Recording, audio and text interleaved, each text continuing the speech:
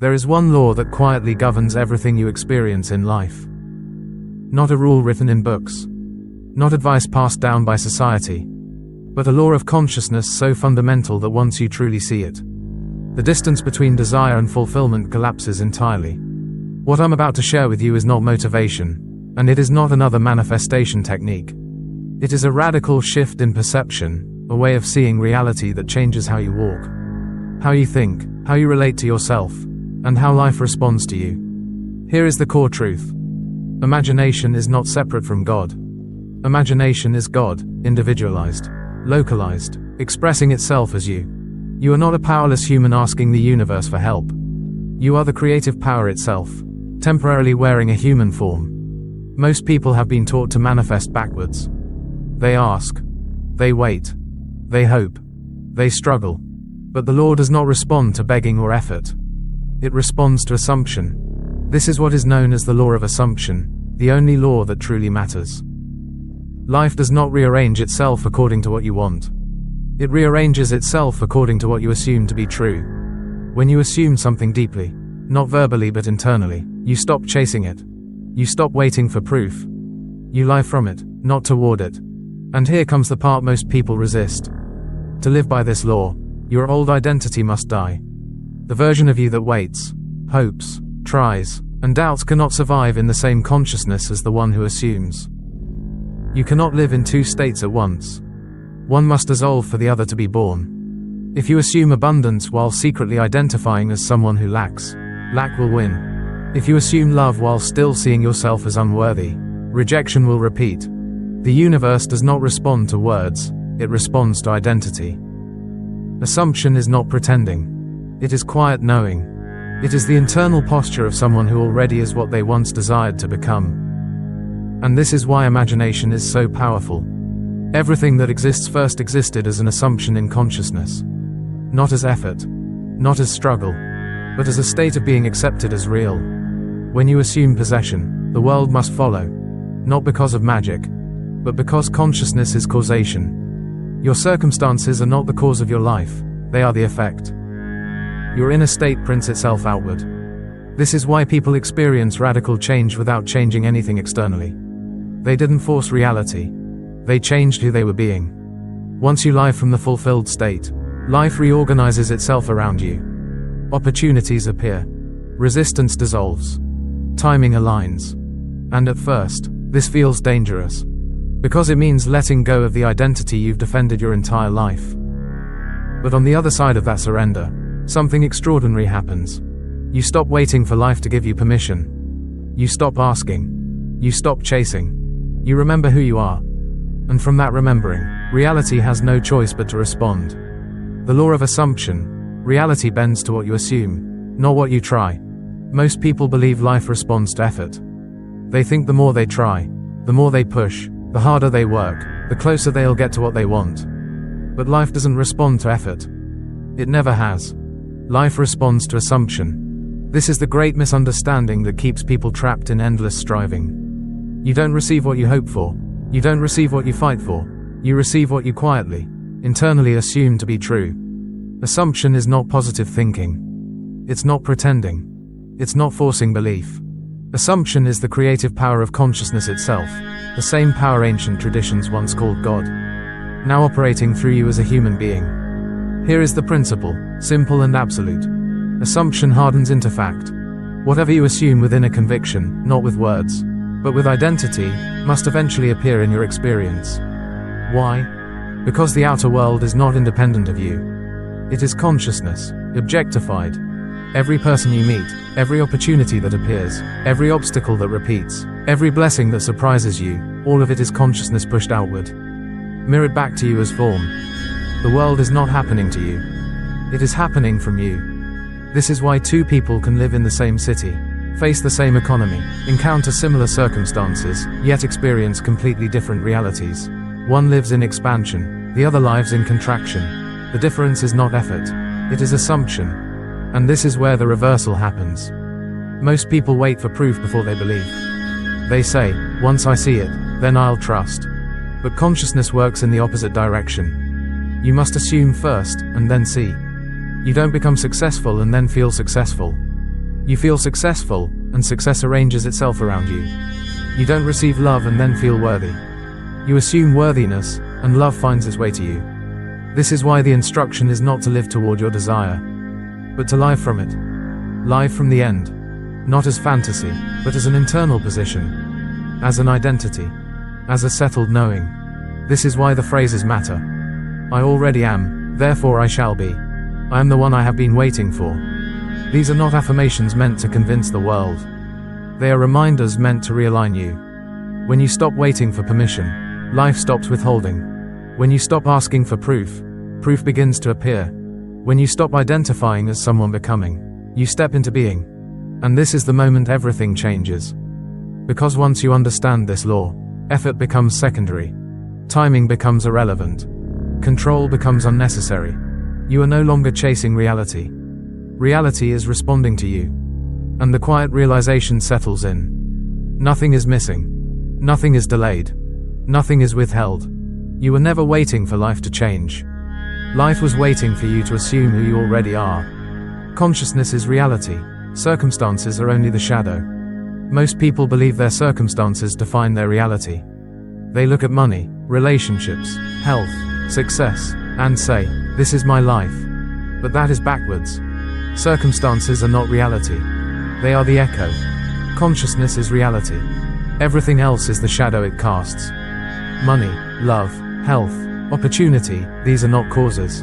They are expressions. They are outcomes, not origins. They are the visible result of an invisible inner state.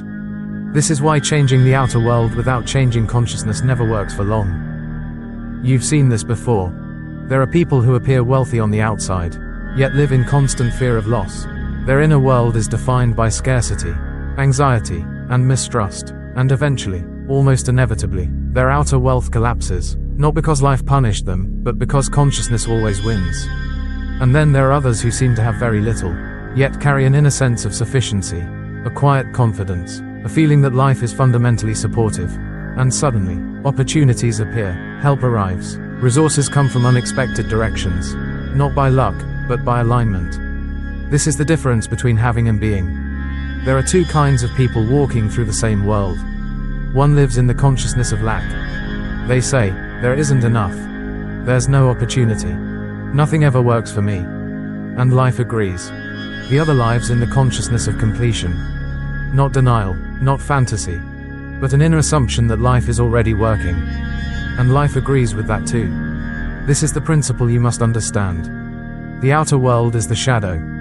Consciousness is the substance. You don't chase shadows hoping they'll solidify. You change the substance, and the shadow must follow. Your bank account is not your wealth. Your consciousness of wealth is. Your relationship status is not love. Your consciousness of love is. Your body is not health. Your consciousness of vitality is. This is why looking outside for rescue never brings peace. Why waiting for circumstances to change keeps you stuck. Why hoping someday things will improve quietly reinforces powerlessness. Because the moment you wait for the world to save you, you hand your creative authority away. And here is the turning point. Stop seeking salvation outside yourself. Stop waiting for permission. Stop asking circumstances to change first. Recognize this instead. You are not inside reality. Reality is inside you. You are not reacting to life. Life is responding to you. You are not a victim of conditions. You are the condition. This is not arrogance. This is responsibility. And responsibility is freedom. The moment you claim yourself as the operant power, everything shifts. You stop begging life for results and start living as the source. You no longer ask, when will things change? You ask, who am I being right now?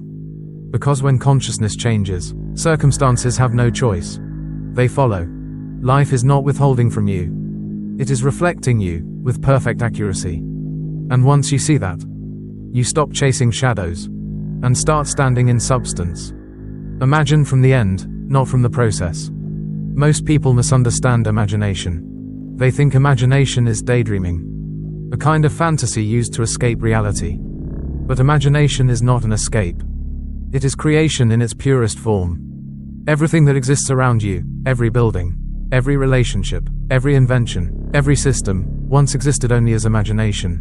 Before it appeared in the world, it appeared in consciousness.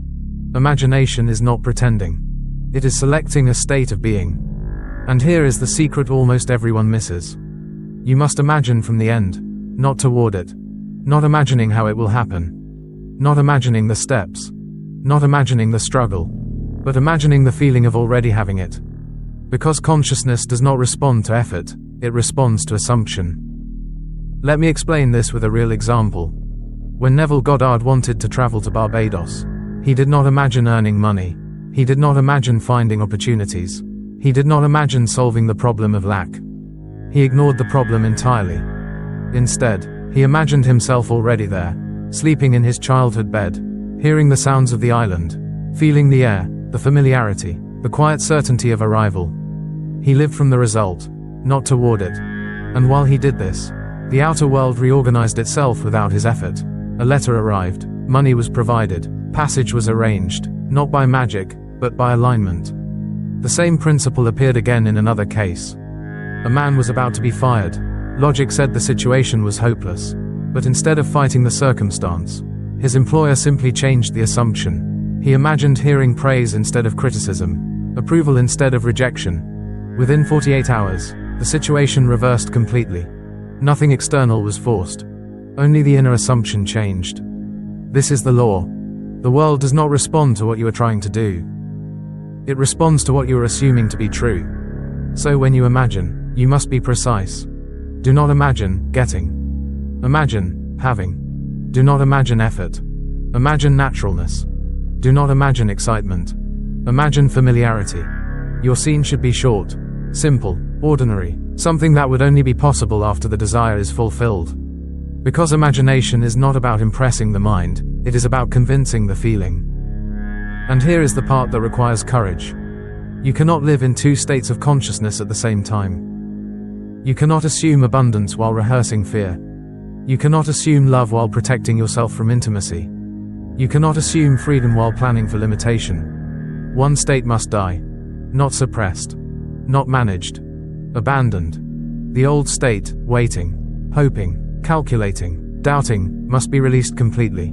There is no plan B in assumption. The moment you imagine from the end, you stop asking, how will this happen? And start living as if it already has. And when the inner world stabilizes in that state, the outer world has no choice. It must follow. Not because you forced it, but because reality always obeys consciousness. Daily practice, how assumption becomes reality. Understanding the law is not enough. Insight alone does not transform a life. Transformation happens when a state of consciousness becomes habitual. That is why assumption must be practiced daily, not as effort, but as orientation. Not as force, but as consistency. There are 3 core practices that allow assumption to harden into fact. They are simple, but they are precise. And simplicity, when practiced faithfully, is unstoppable. The first practice is morning assumption. The moment you wake up is sacred. Before the mind replays problems. Before memory pulls you into the past. Before the senses remind you of circumstances. This is the moment when consciousness is still unclaimed. Instead of immediately identifying with your old story, you assume the state of fulfillment. You do not ask how. You do not plan. You do not solve. You simply feel. If your desire is abundance, you wake up with the quiet satisfaction of being provided for. If your desire is love, you wake up with the calm certainty of being cherished. If your desire is peace, you wake up already at rest. Not excitement. Not fantasy. Naturalness. Because fulfillment feels ordinary once it is real. Morning assumption is not visualization. It is identity rehearsal. You are not becoming someone, you are remembering who you already are in consciousness. The second practice is midday vigilance. Throughout the day, the world will try to pull you back into the old state. Bills, conversations, delays, doubt. This is not failure, this is training. When you notice yourself reacting from lack, fear, or waiting, you do not fight it. You simply refuse to agree with it. You quietly declare, "This is not my reality." Then you return, gently, immediately, to the state of having. You begin to see from the fulfilled version of yourself, not toward it. If someone asks how things are going, you do not complain. You respond from stability, not from struggle. Because the world listens more to your state than to your words. The third practice is evening revision. Before sleep, consciousness becomes impressionable again. This is when you review the day, not as it appeared, but as it would have appeared if your assumption had been visible. Moments of resistance are revised. Conversations are softened. Outcomes are gently adjusted. This is not denial. It is instruction. You are teaching the subconscious which version of reality to grow. You fall asleep in the feeling of fulfillment, not anticipation. And here is the key most people miss. Feeling is not emotion. Feeling is inner certainty. The subconscious does not respond to effort. It responds to acceptance. When something feels already true, the subconscious treats it as fact, and reorganizes reality accordingly. This is why assumption works. Not because you convince the world, but because you stop contradicting yourself. When these three practices become natural, assumption becomes effortless. And when assumption is effortless, reality follows. Not slowly, not symbolically, but inevitably. Midday vigilance, staying in the state you chose. If the morning is where you choose your state, then the middle of the day is where that state is tested. This is where most people unknowingly lose their power. Not because the law fails, but because they quietly return to their old consciousness. During the day, life presents images, bills, messages, conversations, delays. Your senses report what appears to be happening. And here is the subtle mistake most people make. They assume what they see is reality. But reality is not what you observe. Reality is the state from which you observe. Midday vigilance means this. You refuse to look at life through the lens of the old self. You do not fight circumstances. You do not deny them. You simply do not identify with them. When lack appears, you notice it, and you disengage. You do not say, "This is bad." You do not say, "Why is this happening?" You say, quietly and firmly, "This is not my state." Then you return, immediately, to the assumption you chose. If you see financial pressure, you respond from stability. If you sense distance in relationships, you respond from connection. If uncertainty arises, you answer from inner certainty. This is not pretending. This is positioning. Because the world does not respond to what you complain about. It responds to the state you stand in. Midday vigilance is the art of answering life from having, not from lacking. Most people speak from reaction. They let circumstances speak first, and then they echo them.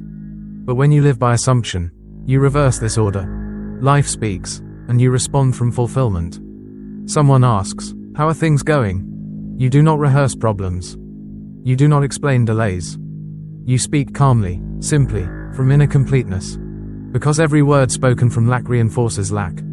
And every word spoken from wholeness stabilizes wholeness. This is where identity is formed. Not in meditation. Not in visualization. But in everyday moments when you choose who you are being. Midday vigilance is not intensity. It is alert relaxation. You watch your inner posture. Are you waiting? Are you bracing? Are you negotiating with life? Or are you settled? The fulfilled state feels quiet. It does not argue. It does not rush.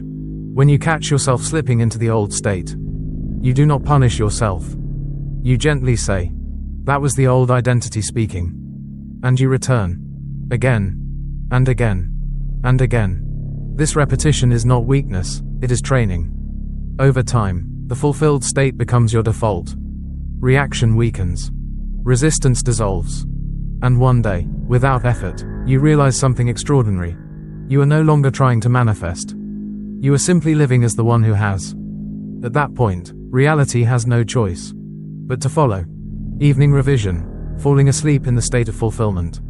If the morning is where you choose your state, and the day is where you protect it, then the evening is where you seal it. What you fall asleep feeling is what you give permission to become real.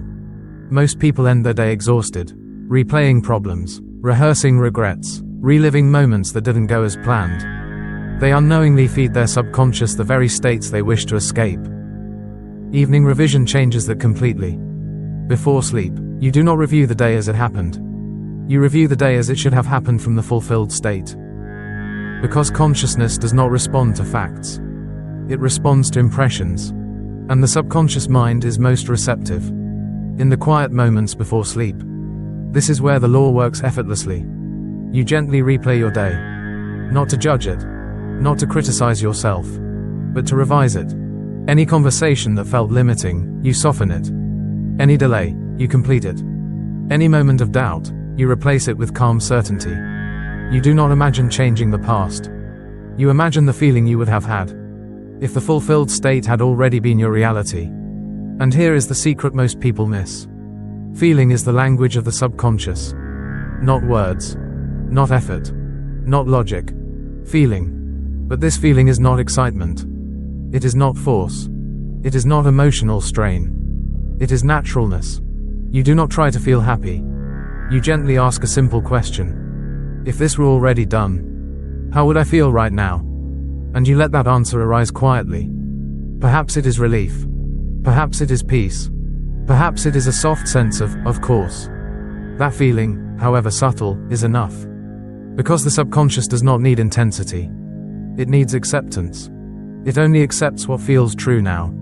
When you fall asleep in the feeling of completion, your subconscious assumes the work is finished. And once it accepts something as finished, it begins rearranging your world to match that assumption. Not overnight miracles. Not dramatic signs. But shifts. Movements. Encounters. Timing. You wake up different, without knowing why. And here is the most important part. You do not force this practice. You do not struggle to feel something you don't feel. Effort belongs to the old state. Revision is gentle. If nothing comes, that's fine. If the feeling is faint, that's enough. Because repetition builds reality. Night after night, you teach your subconscious what version of life you live in. And eventually, the fulfilled state becomes familiar. Comfortable. Normal. At that point, you no longer fall asleep hoping. You fall asleep knowing that the seed has been planted. Knowing that consciousness has accepted it. Knowing that life will respond. Sleep is not rest. Sleep is instruction. And what you instruct consciousness to become is what you awaken into. So tonight, don't carry the day with you. Rewrite it. Soften it. Complete it. And fall asleep as the one for whom it is already done. Conclusion. A new identity and an invitation to prove it. So now we arrive at the most important moment. Not a moment of information, but a moment of identity. Because everything you've heard only works when it stops being an idea and starts becoming who you are. At this level, manifestation is no longer about wishing. It's about being. You do not wish, you assume. You do not want, you already have. You do not hope, you know. You do not wait, you dwell. You do not become, you are. These are not affirmations meant to convince the mind. They are declarations of identity meant to settle into the nervous system. When you say, I am, you are not describing the future. You are choosing the present. And here is the final truth that holds all of this together. Imagination is not separate from God. Imagination is God. Assumption is not a technique. Assumption is law. And you, right now, are the operant power through which this law moves. Not fate. Not circumstances. Not luck. Not timing. You. But this is not a one-time decision. It is a daily discipline. The old identity will try to return. Old habits of thought will whisper doubt. Circumstances will attempt to pull you back into reaction. That doesn't mean it isn't working. It means you're crossing the threshold.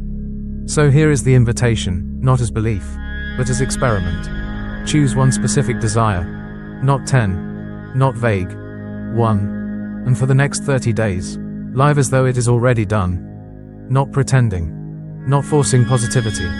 But quietly, consistently, internally assuming the state of completion. Wake up as the one who has it. Move through the day as the one who lives from it. Fall asleep as the one for whom it is finished. Do not look for proof. Let proof come looking for you. Because the world does not respond to effort. It responds to identity. And when identity shifts, reality has no choice but to follow. Test this law honestly. Not to impress anyone. Not to escape life. But to see, for yourself, what consciousness actually does. And once you see it, you cannot unsee it. In the next teaching, we will go even deeper into what I call grateful assumption. Gratitude not for what you see now, but gratitude from the state where it is already complete. Because when gratitude and assumption meet, resistance dissolves. But for now, remember this. Do not wait for someday. Do not postpone your life. Your new life does not begin when circumstances change. It begins the moment you assume. It is already yours. And from that moment on, you do not chase reality. Reality catches up to you.